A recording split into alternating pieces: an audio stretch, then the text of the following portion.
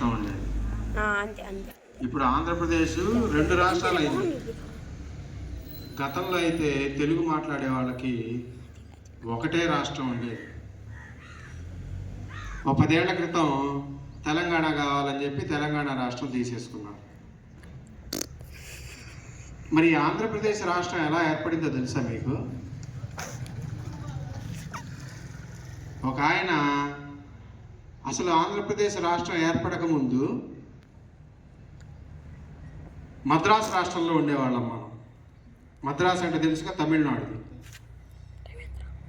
తమిళనాడులోనేమో ఆ తమిళులు ఎక్కువ, తమిళం మాట్లాడేవాళ్ళు, వాళ్ళ డామినేషన్ ఎక్కువ ఉండేది. మనమేమో తెలుగు వాళ్ళం ఉద్యోగాల్లో వెనకబడి ఉండేవాళ్ళం, మరి అభివృద్ధిలో వెనకబడి ఉండేవాళ్ళం, మరి ఇతరత్ర బిజినెస్ వ్యవహారాల్లో వెనకబడి ఉండేవాళ్ళం, ద్వితీయ శ్రేణి పౌరులుగా చూడబడేవాళ్ళం మనం. అంతా తమిళ వాళ్ళే ఆధిపత్యం రా. తమిళనాడు చూశారు ఇప్పుడు, ఆ తమిళనాడులో ఉండేది కలిసి ఉండేవాళ్ళం. అన్ని మద్రాసు సినిమాలు కానీ ఏదైనా మద్రాసే, షూటింగులు కానీ మరి బిజినెస్లు కానీ మద్రాసు టౌన్ డెవలప్ అయింది. ఇప్పుడు చెన్నై అంటున్నాం దాన్ని. ఇదంతా చూసి అసలు మన తెలుగు వాళ్ళకి ప్రత్యేక రాష్ట్రం ఎందుకు రాకూడదు, ఎందుకు లేదు, తెలుగు వాళ్ళు అక్కడ మరి అవమానింపబడుతూ మనకు ఒక స్వేచ్ఛాపరమైన స్వతంత్రయుతమైన రాష్ట్రం ఎందుకు లేదు? ఎంతోమంది అడిగారు, అడుగుతా ఉన్నా పట్టించుకోవట్ల కేంద్ర ప్రభుత్వం. అప్పుడు జవహర్లాల్ నెహ్రూ ముఖ్యమంత్రి, ప్రధానమంత్రి గారు.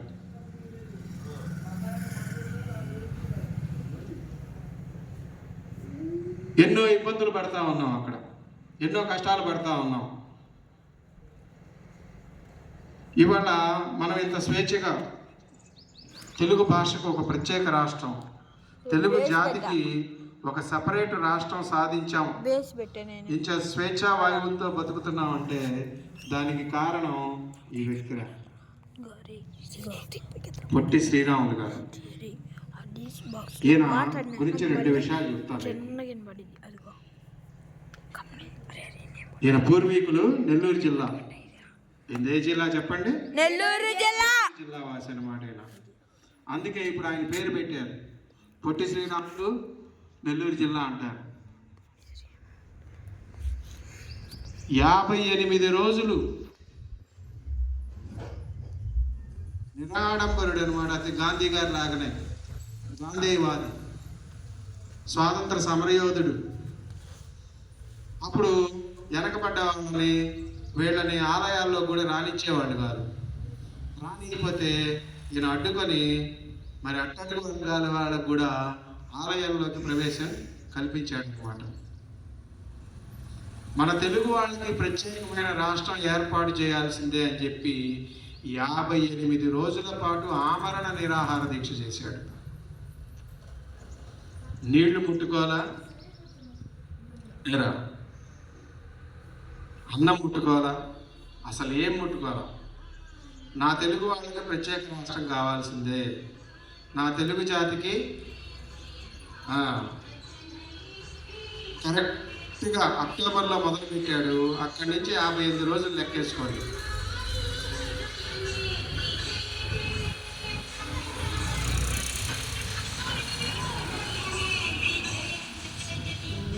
డిసెంబర్ 15 అంటే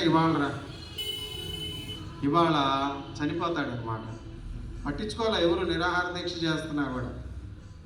శరీరంలో పురుగులు వచ్చినాయి,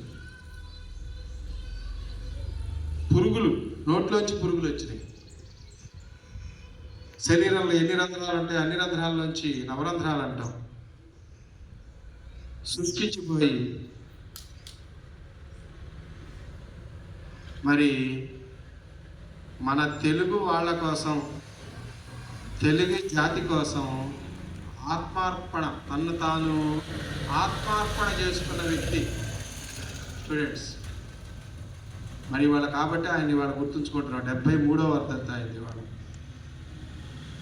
ఆయన చనిపోయి 73 సంవత్సరాలైనా ఎందుకు అమరజీవి మన తెలుగు వాళ్ళ గుండెల్లో, తెలుగు రాష్ట్రాలు ఉన్నంతకాలం, తెలుగు జాతి బతికినంతకాలం, తెలుగు భాష ఉన్నంతకాలం ఈయన గుర్తుండిపోయే వ్యక్తి అనమాట పొట్టి శ్రీరాములు గారు.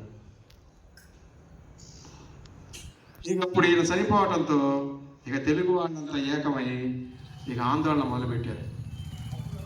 తెలుగు వాళ్ళకి ప్రత్యేక రాష్ట్రం ఇవ్వాల్సిందే, మాకు ప్రత్యేక భాష మాది, ప్రత్యేకమైన జాతి మాది, మాకు ప్రత్యేకమైన ఆచారాలు ఉన్నాయి, ప్రత్యేకమైన సంస్కృతి ఉంది, ప్రత్యేకమైన సాంప్రదాయాలు ఉన్నాయి, మరి మా రాష్ట్రం మాకు ఇచ్చేసేయండి అని ఇక ఈయన ఎప్పుడైతే చనిపోయాడో ఇక మిగతా వాళ్ళంతా అగ్గి మీద గుగ్గిలం అయ్యారు. చెన్నై పట్టణాన్ని మొత్తం మంటల్లో తగలబెట్టారనమాట. ఇక అప్పుడు కేంద్ర ప్రభుత్వం దిగిరాక తప్పల. అప్పటి ప్రధానమంత్రి జవహర్లాల్ నెహ్రూ గారు తెలుగు వాళ్ళ కోసం, ఆంధ్రులు అనేవాళ్ళం అప్పుడు మనం, ఆంధ్రుల కోసం ప్రత్యేక రాష్ట్రం ఇస్తున్నామని చెప్పి రాష్ట్రాన్ని ప్రకటించారు.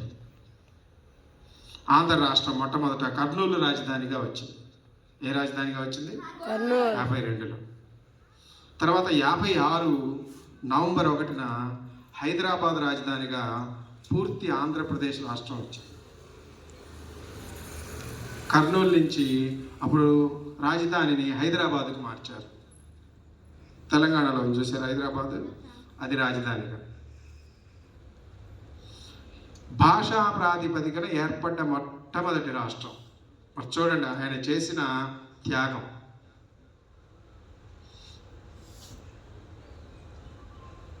తెలుగు ప్రజల కోసం చనిపోయాడు, తెలుగు జాతి కోసం చనిపోయాడు, తెలుగు భాష కోసం చనిపోయాడు. మొట్టమొదటి భాషా ప్రయుక్త రాష్ట్రం మన ఆంధ్రప్రదేశ్.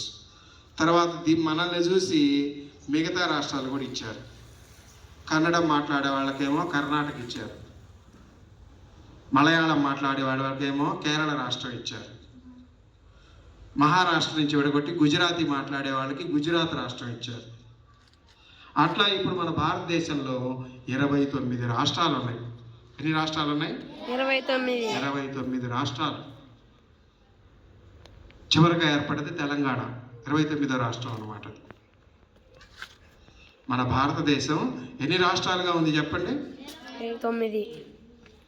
మొట్టమొదటి భాషా ప్రయుక్త రాష్ట్రం ఏది చెప్పండి? ఆంధ్రప్రదేశ్, మన తెలుగు రాష్ట్రమే. భాష ప్రాతిపదికన ఏర్పడిన రాష్ట్రం ఏంటి? ఆంధ్రప్రదేశ్ అన్నమాట. ఈ ఆంధ్రప్రదేశ్ ఏర్పడడానికి ఇప్పుడు మనం మహాత్మా గాంధీ గారిని మనకి స్వాతంత్రం సంపాదించి పెట్టారంటాం, అవునా కాదు? ఆయన నాయకత్వంలో ఆంగ్లేయుల మీద పోరాడి మనం స్వాతంత్రం తెచ్చుకున్నాం. ఆయన్ని భారతదేశానికి పిత అంటాం, జాతి పిత అంటాం, ఫాదర్ ఆఫ్ ది నేషన్ అంటాం. అట్లాగే ఈయన పొట్టి శ్రీరాములు గారిని మన ఆంధ్రప్రదేశ్కు తెలుగు జాతి పిత అంటాం. ఏమంటాం? తెలుగు జాతి పిత, తెలుగు భాష రాష్ట్ర సాధకుడు అంటాం. తెలుగు రాష్ట్ర సాధకుడు.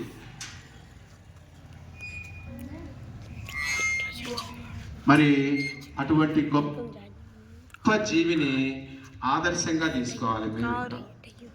ఎంత నిరాడంబరంగా ఉండేవాడు తెలుసా? ఓన్లీ చూడండి, ఓన్లీ ఇట్లా ఉత్తరీయం కప్పుకునేవాడు, అంతే, పంచె కట్టుకునేవాడు. స్వాతంత్ర సమర యోధుడు. గాంధీ గారితో కూడా మాట్లాడాడు, తెలుగు వాళ్ళు ఇంత ఇబ్బందులు పడుతున్నాం, మాకు తెలుగు రాష్ట్రం కావాల్సిందే. ప్రముఖ గాంధీవాది అనమాట. గాంధీ సూత్రాలను అనుసరించిన వ్యక్తి పొట్టి శ్రీరాములు గారు. అహింసా పద్ధతుల్లో సాధించాలని. ఏ కాడికి ఎనకపోతుంటే ఏం చేస్తారు? సరైన గుర్తింపు మీరందరూ పొట్టి శ్రీరాములు గారికి తీసుకురావాలి.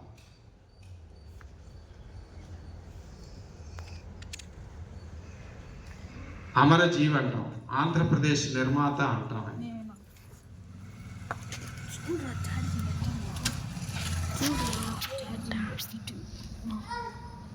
మరి 5 కోట్ల తెలుగు వాళ్ళ కోసం ఇవాళ 5 కోట్ల మంది 6 కోట్ల మంది ఉన్నాం.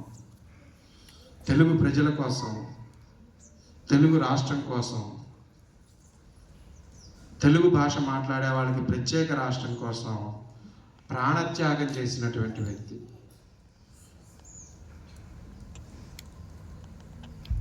– 58 రోజులంటే చూడండి, మనం 1 రోజు 2 రోజులు ఉండగలవరా?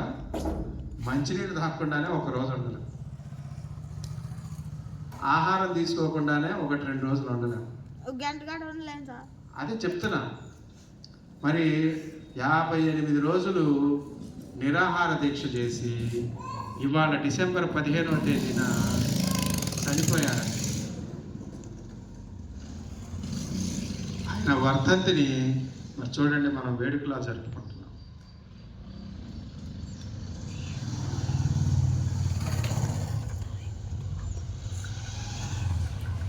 మరి అందరూ లేచి నిలబడితే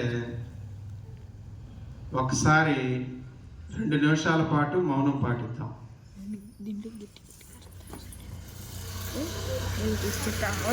స్లోగన్స్ ఇందా చెప్పారు కదా, చాలు.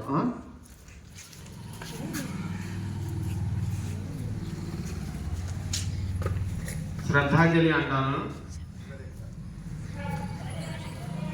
పొట్టి శ్రీరాములు గారికి శ్రద్ధాంజలి.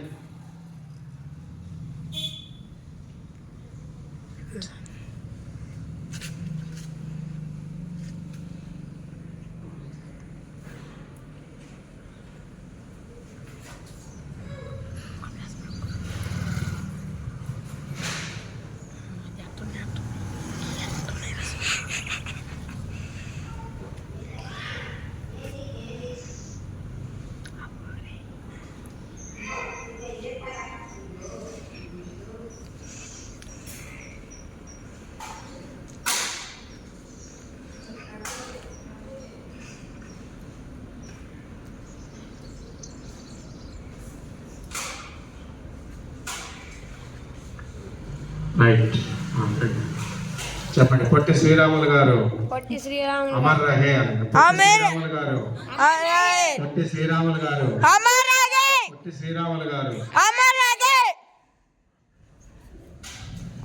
తర్వాత అమరజీవి పొట్టి శ్రీరాములు గారు అంటే జోహార్ అనండి. అమరజీవి పొట్టి శ్రీరాములు గారు, అమరజీవి పొట్టి శ్రీరాములు గారు, అమరజీవి పొట్టి శ్రీరాములు గారు. తర్వాత దేశ భాషలందు తెలుగు లెస్స అంటాను. దేశ భాషలందు నేనంట తెలుగు లెస్స అని. దేశ భాషలందు దేశ భాషలందు దేశ భాషలందు మన మాతృభాషని మనం కాపాడుకోవాలి.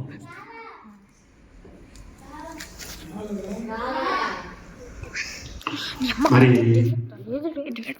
ఇంకొకటి, అవసరం కోసం ఆలంబన కోసం ఆంగ్ల భాషలో విద్యను అభ్యసిద్దాం. అవసరం కోసం ఆలంబన కోసం ఆంగ్ల భాషలో విద్యను అభ్యసిద్దాం. ఇంటా బయట అందమైన అద్భుతమైన అచ్చ తెలుగు భాషనే అద్భుతమైన అచ్చ తెలుగు భాషే మాట్లాడుదాం.